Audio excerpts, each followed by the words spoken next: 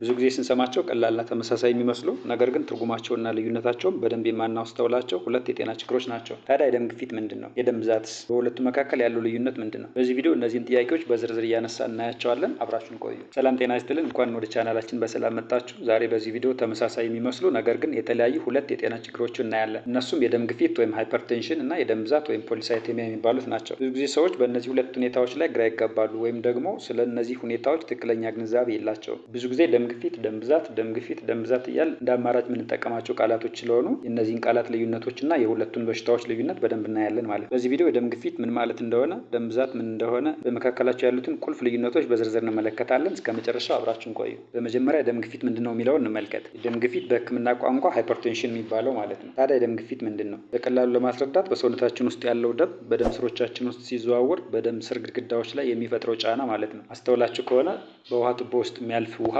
በቀጭን ቱቦ ውስጥ ሲያልፍና በወፍራም ቱቦ ውስጥ ሲያልፍ ተመሳሳይ አይነት ግፊት የለውም። ወይም ደግሞ በቱቦ ውስጥ የሚያልፈው ውሃ ሲጨምርና በቱቦ ውስጥ የሚያልፈው ውሃ ሲቀንስ ተመሳሳይ አይነት ግፊት የለውም። በሰውነታችን ውስጥ ያለው ደም ሲዘዋወር የሚፈጥረውን ጫናም ግፊቱ ምን ያክል ነው የሚለውን መለካት እንችላለን። ይህ ጫና በጣም ከፍተኛ ሲሆን የደም ግፊት ወይም ሃይፐርቴንሽን ይባላል። እዚህ ላይ ችግሩ ደም በደም ስሮች ውስጥ ሲዘዋወር የሚያሳርፈው ጫና ከፍተኛ መሆኑ ነው። ከስሙ እንደምንረዳው ሃይፐርቴንሽን ማለት ሃይፐር የሚለው ከፍተኛ፣ በጣም ከፍ ያለ ወይም ከኖርማሉ ከፍ ያለ ማለት ነው። ቴንሽን የሚለው ያው ግፊት፣ መጨናነቅ የሚለውን የሚያመለክት ነው። ስለዚህ በውስጥ ሲያልፍ የሚፈጥረው ከፍተኛ ግፊት ነው በሽታ ተደርጎ የሚወሰደው ማለት ነው እንጂ ኖርማል ግፊት አለ። ለምሳሌ 120/80 የሚለው ከታች ያየ ነው። እሱም ግፊት ነው፣ ግን ኖርማል ግፊት ነው። በኖርማል ሬንጅ ውስጥ ያለ ግፊት መጠን ነው። ሲጨምር ነው ችግር የሚባለው ማለት ነው። የደም ግፊት በሁለት ቁጥሮች ይገለጻል። አንደኛው የላይኛው ቁጥር ወይም ሲስቶሊክ ተብሎ የሚጠራው ሲሆን ልብ ደምን በምትረጭበት ጊዜ በደም ስር ግድግዳዎች ላይ የሚፈጠረውን ግፊት ያሳያል። ሁለተኛውና የታችኛው ቁጥር ደግሞ ዳያስቶሊክ የሚባለው ሲሆን ልብ ደም ለመርጨት በምትመታበት መካከል ላይ በምትወስደው ረፍት ወቅት በደም ስር ግድግዳዎች ላይ ያለውን ግፊት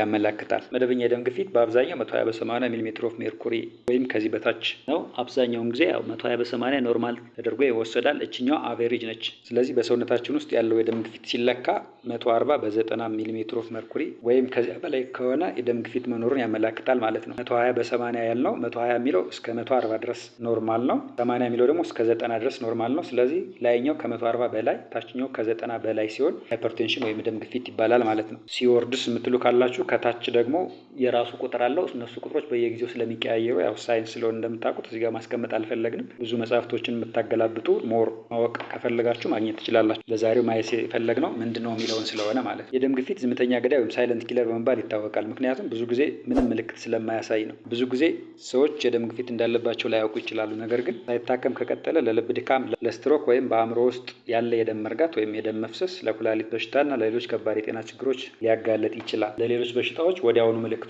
ማሳየት ስለማይችል ወይም ስለማያሳይ ብዙ ጊዜ ሰዎቹ በተለይ ከብዙ ዓመታት በፊት ሰዎቹ በአጋጣሚ ሞቱ ነበርና ሳይለንት ኪለር የተባለውም ለዛ ነው። የደም ግፊት መንስኤዎች የተለያዩ ሊሆኑ ይችላሉ። ከነዚህ ውስጥ እድሜ፣ የዘር ውርስ ወይም ጄኔቲክስ፣ ከመጠን ያለፈ ውፍረት፣ የአካል እንቅስቃሴ አለማድረግ፣ ብዙ ጨው መጠቀም፣ ማጨስ፣ አልኮል መጠጣትና አንዳንድ የጤና እክሎች እንደ ስኳር በሽታና ኩላሊት ይጠቀሳሉ።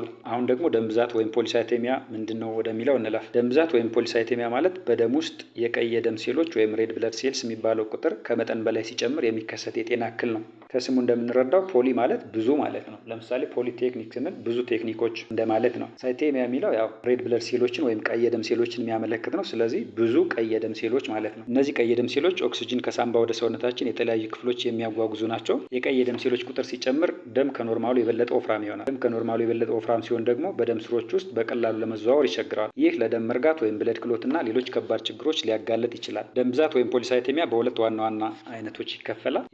የመጀመሪያ ደረጃ ደም ብዛት ወይም ፕራይሜሪ ፖሊሳይቴሚያ ወይም ፖሊሳይቴሚያ ቬራ የሚባለው ነው። ይህ የሚከሰተው የአጥንት መግኔ ወይም ቦን ማሮ ከልክ በላይ ቀይ የደም ሴሎችን ሲያመርት ነው። ይህ ብዙውን ጊዜ በጄኔቲክ ለውጥ ምክንያት የሚመጣ ሲሆን ያልተለመዱ የደም ህዋሳት የሚፈጠሩበት የካንሰር አይነት ነው ተብሎ ይታሰባል። ሁለተኛው የፖሊሳይቴሚያ ወይም የደም ብዛት አይነት ደግሞ ሁለተኛ ደረጃ ፖሊሳይቴሚያ ወይም ሰከንዳሪ ፖሊሳይቴሚያ የሚባለው ነው። ይህ ደግሞ በሌላ የጤና እክል ምክንያት የሚከሰት ነው። ለምሳሌ ሰውነት ኦክሲጅን እጥረት ሲያጋጥመው ብዙ ቀይ የደም ሴሎችን ለማምረት ይሞክራል። እንደ ሳምባ በሽታ ወይም ክሮኒክ ኦብስትራክቲቭ ፑልሞናሪ ዲዚዝ ወይም ሲኦፒዲ የሚባለው፣ እንቅልፍ ጊዜ ትንፋሽ ማጠር ወይም ስሊፕ አፒኒያ የሚባለው፣ ከፍታ ቦታ ላይ መኖር ወይም ሃይ አልቲቲዩድ ወይም ወይም አንዳንድ የኩላሊት እጢዎች ለሁለተኛ ደረጃ ደም ብዛት ወይም ሰከንዳሪ ፖሊሳይተሚያ መንስኤ ሊሆኑ ይችላሉ። ደም ብዛት ወይም ፖሊሳይተሚያ ምልክቶች የተለያዩ ናቸው። ከእነዚህም ውስጥ ራስ ምታት፣ ማዞር፣ የእይታ ችግር፣ ድካም፣ የቆዳ ማሳከክ፣ በተለይ ገላችን ከሞቀ በኋላ የመገጣጠሚያ ህመም፣ የእግርና የእጅ ጣት መደንዘዝ እና የጣፊያ መጠን መጨመር ወይም ስፕሊኖመጋሊ ሊሆኑ ይችላሉ። ከባድ በሆኑ ሁኔታዎች ደግሞ ለስትሮክ ወይም ለልብ ድካም ሊያጋልጥ ይችላል። እንግዲህ ሁለቱም የጤና እክሎች ከደም ጋር የተያያዙ ቢሆኑም በመሰረታዊነት በጣም የተለያዩ ናቸው። ዋና ዋና ልዩነታቸው እንመልከት።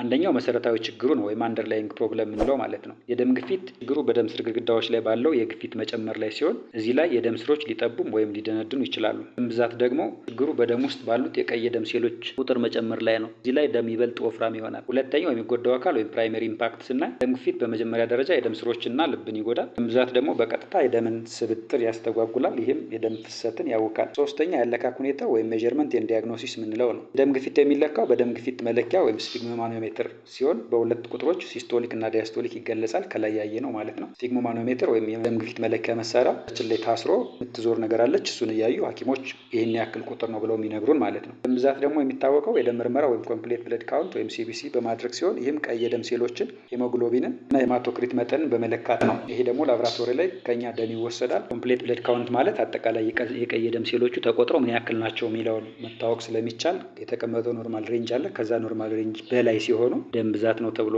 ይነገራል ማለት ነው። ስለዚህ ደም ተወስዶ በላብራቶሪ ተመርምሮ ነው ደም ብዛት ነው የሚለውን ማወቅ የሚቻለው ማለት ነው። አራተኛ መንስኤዎቻቸው ነው። የደም ግፊት ብዙውን ጊዜ በበርካታ ነገሮች እንደ አኗኗር ዘይቤ፣ እድሜ፣ ውፍረት የሚከሰት ሲሆን በአብዛኛው ግልጽ የሆነ ነጠላ መንስኤ የለውም። ደም ብዛት ደግሞ የመጀመሪያ ደረጃው በአጥንት መቅኒ ችግር ሲሆን ሁለተኛ ደረጃው ደግሞ በኦክስጅን እጥረት ወይም ሌሎች በሽታዎች ይከሰታል። አምስተኛ የህክምና ዘዴ ወይም ትሪትመንቱ ነው። የደም ግፊት በዋናነት የመድኃኒት አጠቃቀም ወይም የደም ግፊት የሚቀንሱ የአኗኗር ዘይቤ ለውጦች ማለትም ጨው መቀነስ፣ የአካል ብቃት እንቅስቃሴ ማድረግ፣ ክብደት መቀነስ ወዘተ ሲሆን የደም ብዛት ደም በማስወጣት ወይም በማፍሰስ ፍሊቦቶሚ ይባላል።